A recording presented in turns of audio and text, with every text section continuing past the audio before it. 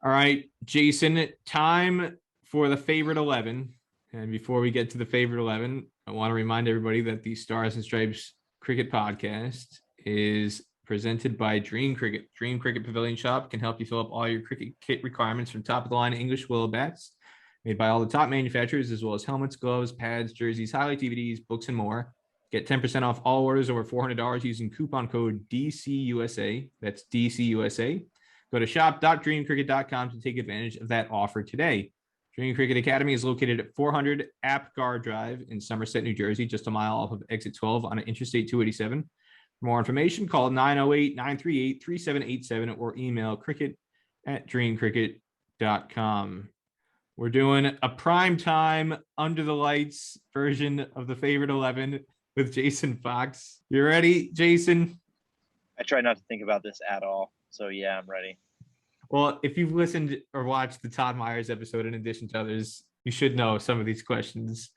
First up, since you are a former international cricketer for USA, your favorite roommate on any cricket tour? I spent a lot of time rooming with Abhijit Joshi, like a lot. We played together for Central East, so Abhijit was my favorite roommate. I've heard that he is now a licensed yogi. Yeah, man, he's super into it. He invited me to his wedding. I could not go, but it really does kind of like fit he's very calm, calculated kind of dude. And that's what I hear. And I think it's like a perfect fit for him, honestly. He also has back trouble, which I think is what kind of like dealt with his career a little bit. So it's probably a good fit. He's one of the great junior cricket talents that USA had that unfortunately never made that transition to senior level, but he was a dominant force on the under 19 scene and the under 15 scene, and like you said, out of the Chicago area, the Central East. So you definitely would have spent a lot of time around him. Abhijit Joshi. I stayed at his house a lot of times, not even on tour. I try and tailor a few of these questions to make them thematic for my guests. As a former ESPN employee, and we did spend quite a bit of time talking about this, your favorite menu item in the ESPN cafeteria? Shoot, man, I really didn't get I didn't get to eat a lot of like actual proper food. Fried egg and bacon sandwich in the morning is pretty great. There's a lot of great things. Like you said earlier, you mentioned Pasta Tuesdays. There's so many great things. Well, so I never made the trip to the other campus to have Pasta Tuesdays while we were living in like the food desert that we were living in. And honestly, the food that was coming out of those trailers is so forgettable. I literally have never thought about it until you asked me this. The 2 months or whatever I spent in the Nice Cap was excellent. But for the life of me, honestly, I remember rocking up and getting breakfast sandwiches because they were very good and cooked fresh. Aside from that, though, I honestly could not tell you a single other dish that I had in the caf. I know I ate lots, but I don't know. Your favorite city or country that you have toured for cricket? Ahmedabad. I went on a CCA tour of India. We played in Motera. I spent some time with my foreign exchange student, Prabjit's family, while I was there, who is from Ahmedabad. There's a large Gujarati community around me. It was my first time I was ever in India. I'm sure in Bangalore, it's probably not like this, but like in Gujarat, lots of people look at you if you're white because they're not used to that. So that was weird, but like it was great. I enjoyed every second of it. I went there fairly recently to Prabjit's wedding. I guarantee you I'm some dude's phone wallpaper that thinks I'm James Faulkner, 100%. Your favorite cricket ground experience that you've ever had as a player or as a fan? I got to go to the 2007 Ashes series. I went to either the third or fourth day at the SCG. I saw Shane Warne make like 90 odd before he got out, and Shane Warne is my favorite. Well, like keeps going downhill, but like he was my favorite cricketer. If you put him in a glass box and like don't let him say anything, really, really, really enjoy the cricket that he played, but that's about it.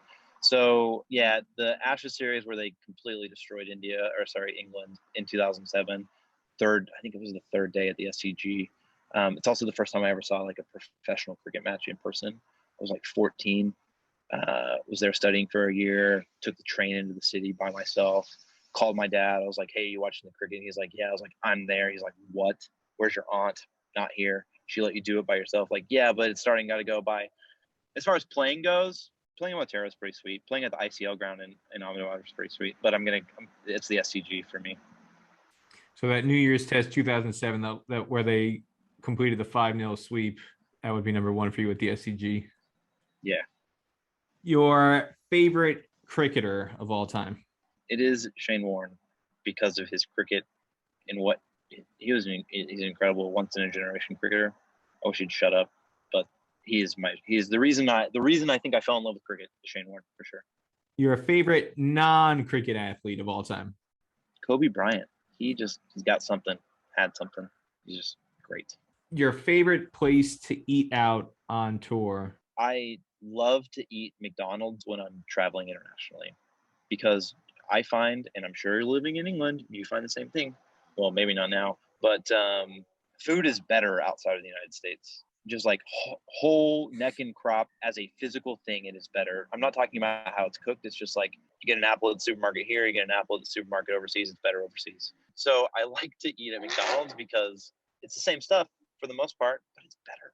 I have been to probably 500 KFCs outside of America. I've only been to a KFC once in the US, and I vowed never again to go to a KFC in the US. I totally feel that. It's very weird because it is a different thing overseas. KFC specifically. I feel like there's pressure on the franchisees overseas because there have been some experiences with certain companies, McDonald's included, where if they don't make the food as it's designed to be made, or there's food poisoning or a bad experience, the head office will not hesitate to yank these franchises out of a certain country or yank the entire operation out of a certain country, which has happened. I know McDonald's famously has done it in a few places in the West Indies. And so there's a huge amount of pressure on these fast food chains outside of the US to make sure all the food is fresh and to a high standard, and there's no risk of contamination or food poisoning, because if they know if they screw up, it's not just their own franchise, they could jeopardize the entire operation in that entire country that they're in.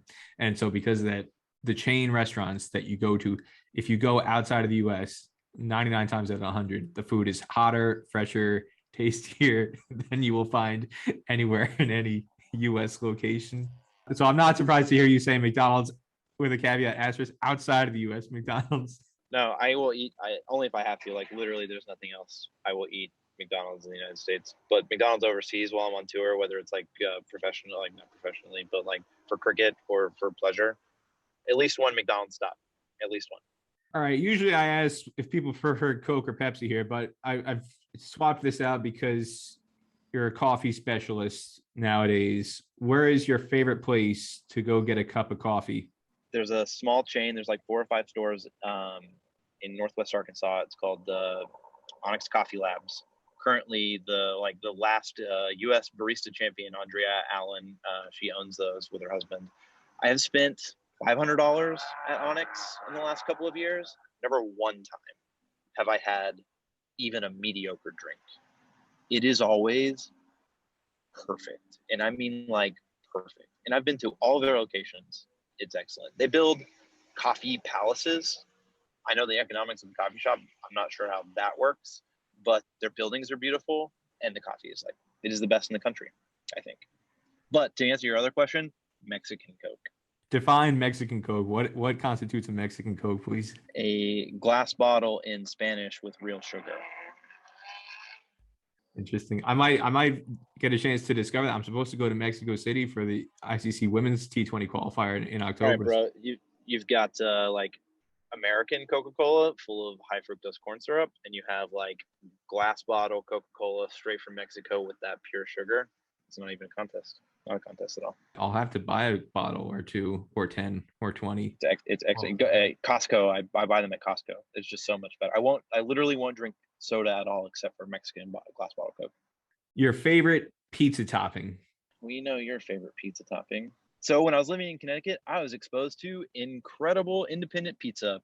I don't think the entire time I lived there, I saw a Domino's, Pizza Hut, Papa John's, or any of that. Anywhere in the Northeast, anywhere in like New York, New Jersey, like Connecticut, nowhere. You cannot find a They chain don't exist. restaurant. It's only mom and pop pizza shops. Yeah. So I understand the importance for the clam pizza for Connecticut. Not my favorite.